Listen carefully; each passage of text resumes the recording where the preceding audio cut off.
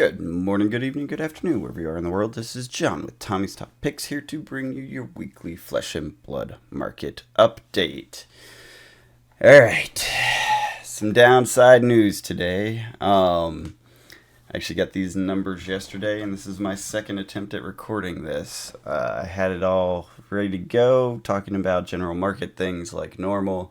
Then I saw Rudy's video, and I figured I had to re-record and at least address some of it, since I know some people out there look at this data and listen to the things I say, and I can't just ignore that elephant in the room, because that is a big elephant, if you will. Poor Rudy. He's definitely having a hard time, you can tell. It sucks he's pulling away from Fab. That I think is a mistake on LSS's part to... I don't think they asked him to step away. It sounds like they asked him to change the way he prices stuff. And the reality is that's not going to work. Because that means every, as he would put it, Timmy out there gets to undermine his prices. Which is absolutely what's happening. And we've seen this for a while. We've talked about the price declines. We've seen this in sealed products. This is just where the market is. Again, I think it's more driven by macro situations than anything. I think what we've seen in the past and talked about in the past is these, LGSs are hurting, struggling to keep the lights on in the same way as they were during COVID, where everyone was gaming and buying excessive product. These publishers were putting out excessive product, and it was okay. It was getting absorbed for the most part. And the reality is he's been calling it for several years, and he rants about it quite thoroughly, that print runs need to be cut, and you have to keep it collectible, or the collectible part is dead. And when that dies, the money dies. Your game will not succeed. And he goes into a thorough rant. I suggest watching it. It's very interesting. It's a little sad. Don't take it too factually. It is him presenting his perspective, which I think is accurate from his perspective. I don't want to, denigrate what he's saying, because what he's saying is accurate and factual to a degree, but he's also very emotional, and you can tell. I have a feeling his entire, ramp up over the 2020s and to now basically has been decimated by all these decisions at the publisher levels of various games. And I actually left him a comment a while ago about it. It was around the Amazon dump era where that was happening, and I basically said, if Amazon is chasing a market, they get it. They win. They've done this to everything. Go study business write-ups and papers on Amazon's growth and development, and you'll see how they operate and what they do. They essentially target an industry, become the middleman, dominate the middleman market, and then decimate the whatever the equivalent of the bookstore is. So we've talked about that thing on here too. So the game store, the LGS, is what Amazon would be taking out. And they do it very effectively, and they always have, and they've done it across industries. And they started with books way back in, God, was it early 2000, something like that? And they destroyed the entire bookstore industry, decimated it by comparison. There used to be multiple bookstores in every town. Now there's maybe one left every 5 towns, sort of thing. And they're very good at it, and et cetera. It's a model. From an efficiency of capital standpoint, it makes sense, which is why they end up winning.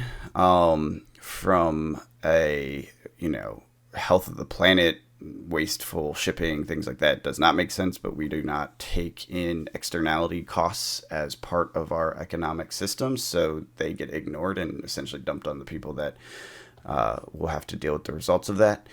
That's just how our economy and capitalism is set up. Doesn't have to be that way. There's ways to do it that avoid that and maintain a capitalistic structure, but that's not here nor there.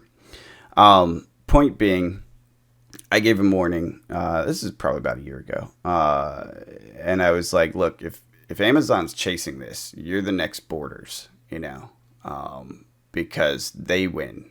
They've done it in so many industries, and we're talking everything. We're talking servers. We're talking networks, shared network infrastructure. We're talking all sorts of things. They've done it in so many industries very effectively.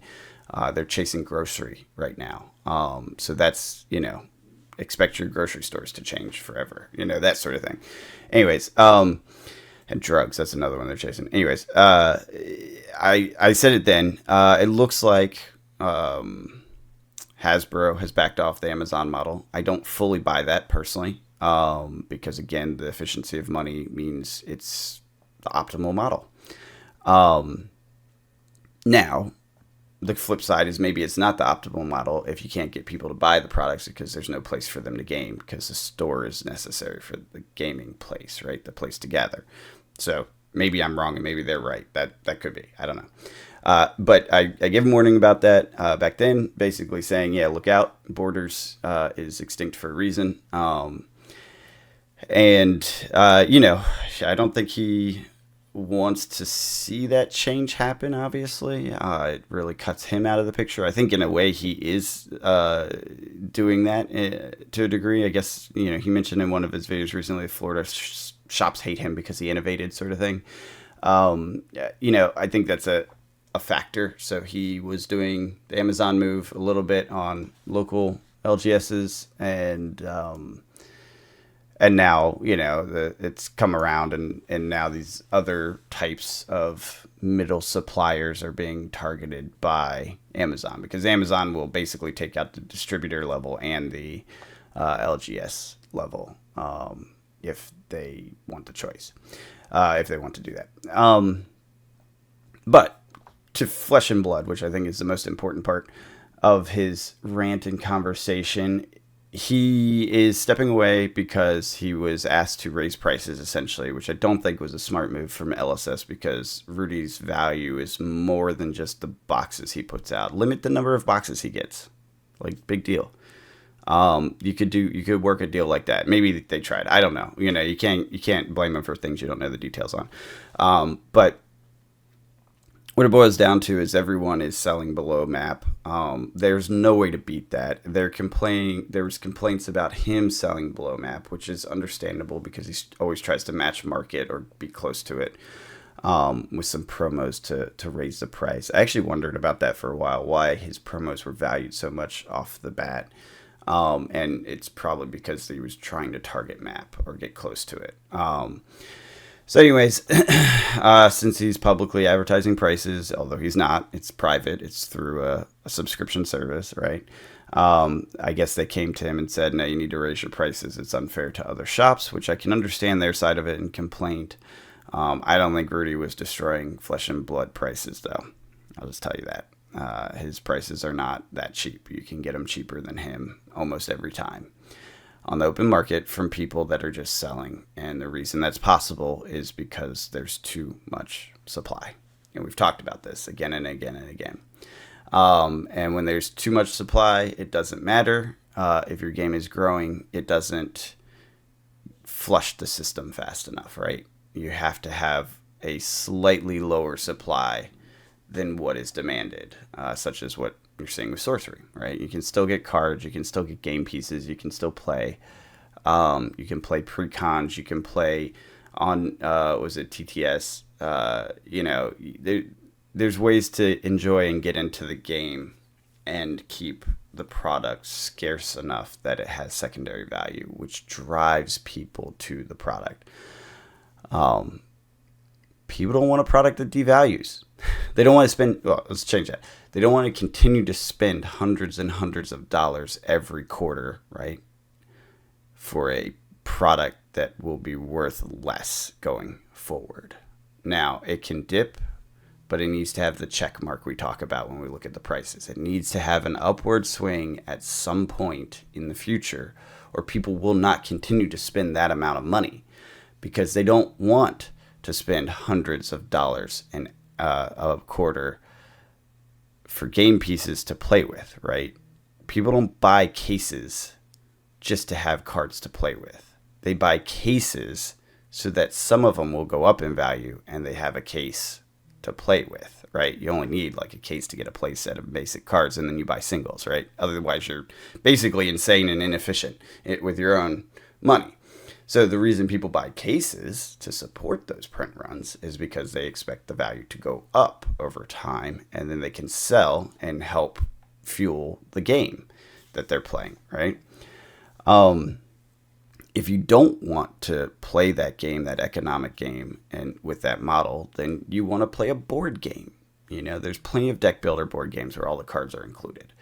And there's even ones that battle. What is that one? Ashes Reborn, something like that. It's you have a hero, you play cards, you murder. Well, you use dice, but you kill monsters. You have a hand. You have a deck you can build. You can customize it across different types of elements, if you will, or capability.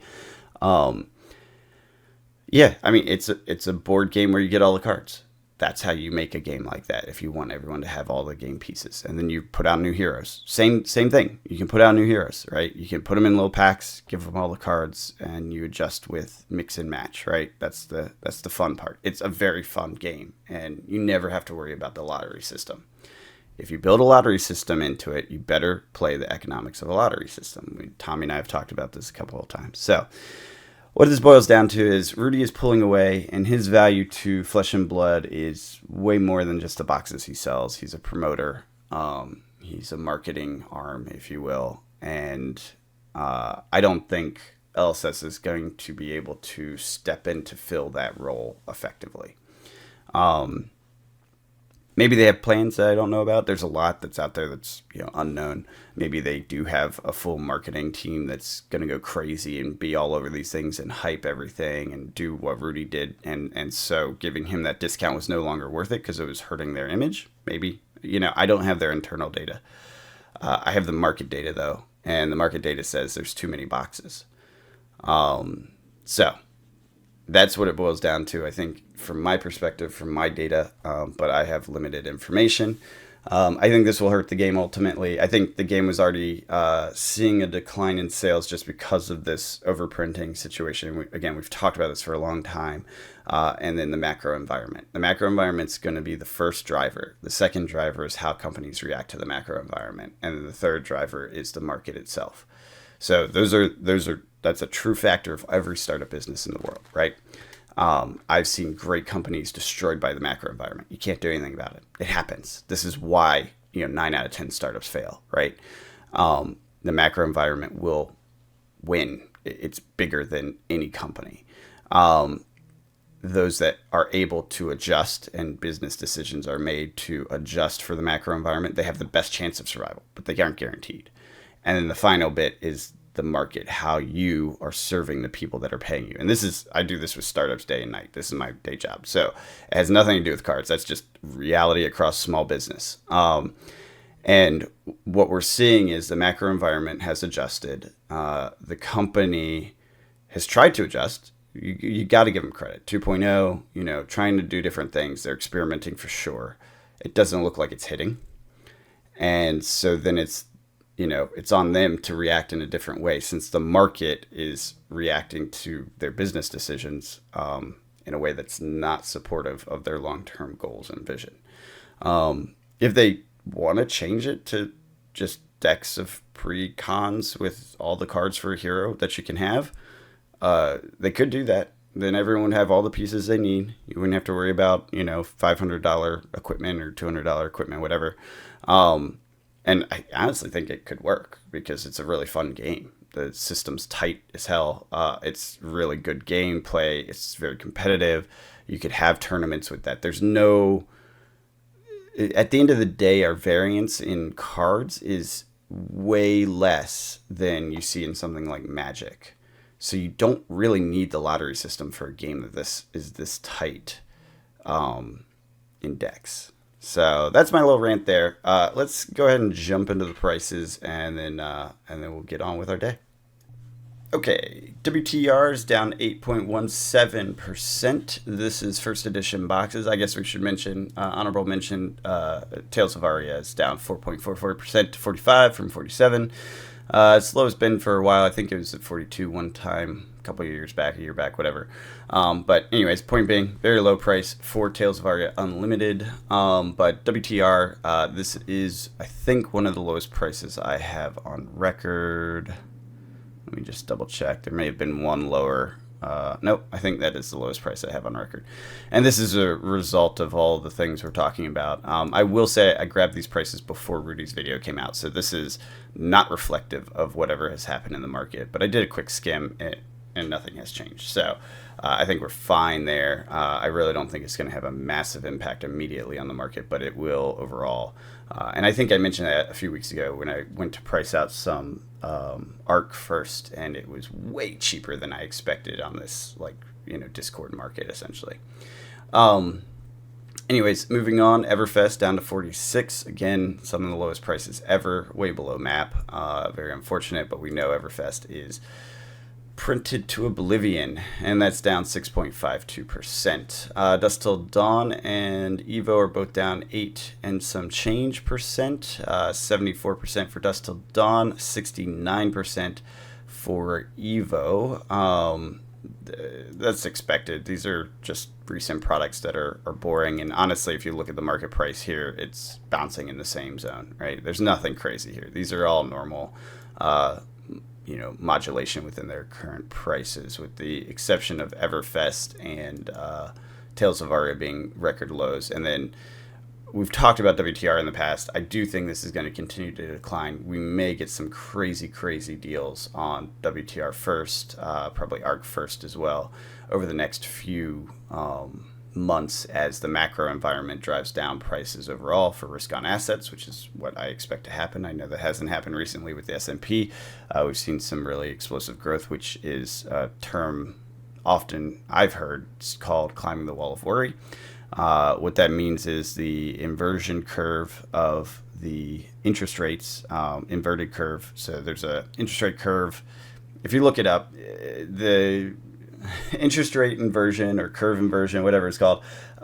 If you look it up, basically it inverts, and that's a bad sign for the economy. It means people are more interested in short-term than long-term investment. Basically, they think something bad is coming. And what ends up happening is it inverts, and then when it uninverts, historically, you will see a recession. And this is pretty certain. It's not 100%, called like 80% certain. There's been multiple times where it's happened and it did not lead to a recession. There's been multiple times where there has been a recession, but it hasn't happened. So it's, take it with a grain of salt sort of data. But what it says is that there's risk and worry in the market. And when it uninverts, typically you'll see the recession. We've seen it blink that a couple times, but it usually has to stay there for a while for the recession to kick in. And so that's one of the reasons I expect to see a recession or something next year, a decline next year, which I've mentioned many times. So over the next 6 to 8 months kind of time frame, I think we're in some worry area, and climbing the wall of worry is typically equities go high right before they have a crash. And the idea is that if this uninversion happens, then we will see either an economic crash or slow down, right? Unemployment increases, which I've talked about, the unemployment rate or the employment rate / job rate, being in a negative trend for the economy. And that continues still. And so we'll see it all kind of come to a head, probably Q1 next year, maybe Q2. I think we'll see some signs first half for sure, and then it may trickle into the end of the year. I don't know the timing. The timing is the hard part. But what we do know is that the signs are all there that we will see a decline. Do we end up with a soft landing? A lot of people think so. It's unlikely. I'll tell you, odds are highly against it. The Fed has, I wouldn't say never, but maybe once made a soft landing out of the, dozens and dozens of Fed interactions with the economy. So that said, data's better, information's better, so it's possible. Maybe they have figured out a way to engineer it. I don't see it as a guarantee, though, and I wouldn't hold my breath or count on it. I would presume a crash and be happily surprised. That is the best way to survive macroeconomic situations. So presuming some sort of economic crash that will ripple globally, the U.S. economy is in a stronger position than the global economies, all of them basically. So if we're going to get a crash, and they're going to get a bigger crash. If we're going to have to, tighten rates, they're going to have to tighten rates harder. So just see that as the macro environment that we're in and the likely reality, and then from there, work your business to match that. Which I think for LGSs out there, it means, tighten your supply, keep extra cash available. You want to have at least 6 months runway. I think 18 months is the recommended for a retail store. If you can have 18 months of bills paid, essentially, or in the bank, that's the way to go. With an LGS, it's very difficult because you got to put out capital to get new products in, and you can't miss the big ones, right? So I get that, very difficult. I only have the slightest clue about that with the card shop, selling a little bit of cards here and there. But yeah, it's a thing, and that's the reality we're in. So, on to the only good news. Everfest is up 7.76% to 219 from 202. Yeah, this is a weird one. It's probably the only chart worth looking at. The others, let's just skim through. I want to show you Dusk Till Dawn and Evo, because I think, yeah, here we go, I have it up. So this is Dusk Till Dawn cases. Really doesn't look all that bad. I actually think this is somewhat positive. We'll see. Maybe they did cut print runs on Dusk Till Dawn. But we are getting the boredom doldrum. But if you look at this price range, we're like not that far off. I think it's okay. We'll have to see how it plays out in the long term. It will probably come back down with the macro environment. Again, you can't do anything. The market reacts beyond just what you do with supply and demand. There's the macro, and it matters. And if you ignore it, at your peril. And then here's Evo, which is obviously not hit an upswing, really. I mean, I guess you have this part here, but that's not. That's all in the channel, if you ask me, because it's 76, right? And then the downward trend is still the downward trend. And I expect it to continue down because it's just released and just getting boring, right? So that's just normal. Let's look at Everfest, because that is a weird one. Major divergence here. What is going on? I don't know. Cases shot up, boxes shot down simultaneously. Very weird. Very weird. So I don't know what that's about. I imagine it will come back together and tighten up basically along this slope. That would make the most sense, when you get these major divergences, for it to snap back together. We'll see, though. I mean, it has stayed pretty much in parity throughout this history. But you can see there was some volatility starting, right, on the cases back here, and now the boxes have dropped off. So I don't know what that's about. Very strange. I guess we'll see what happens. And I'm sure this kind of like macro news or Rudy news, however you want to frame it, is going to have an impact, because I've already seen multiple videos pop up of people reacting to it. So I figured I had to throw in my 2 cents as well. So anyways, I still think there's lots of room for Flesh and Blood. I think Flesh and Blood is a fantastic game. I think its competitive scene is unlike any other. I think the company needs to make adjustments and not just listen to the people buying the products at the the end user, but listen to the LGSs, listen to maybe not the distributors, because they've been burned by that before, but listen to some economic data beyond just what they've been using so far, because it's clearly not worked perfectly. Listening to the distributors burned a lot of players and collectors, and so you gotta do more. I don't know what the answer is. I'd love to see their data, but it is a growing game. There's still more people getting in at this time, and more shops hosting it. I don't know that will hold up over this macro downtrend that I'm talking about, though, because frankly, having another game that you host is expensive and difficult. Costs labor, it costs time, it costs energy, and the support for it is, not financial, so it's difficult to keep things going that way. So they got to do something different. Maybe they just focus on tournaments and make it just a tournament thing. Maybe they do more to support the shops. I don't know if they can financially afford to do that. Maybe they release that PvE product. We were talking about that last night. A bunch of the Fab players that I hang out with. and that was interesting because if you had something that onboarded people where you could basically work someone's hand with them to a maximum benefit of the group against a boss or whatever, however it's structured, that's a good way to learn because people will start to get it on their own with the help of someone over their shoulder, essentially. Because I've played mini games like that where it's like, I'm going to play open hand, help me figure out what I'm doing, and then it clicks, and you're like, oh, I got it now. I know how to kick butt with Dory. I get it, right? So I think it's viable that is the next era, and yeah, I mean, I hope they adjust to the macro environment and survive. The next big test is the 7-year mark. That's typical of most companies. If they get past 7 years and they're pretty strong home free, if they don't adjust and have themselves in a strong position at that point, then they will probably falter because that's typically how it goes. People get bored, right, and move on to the newest thing.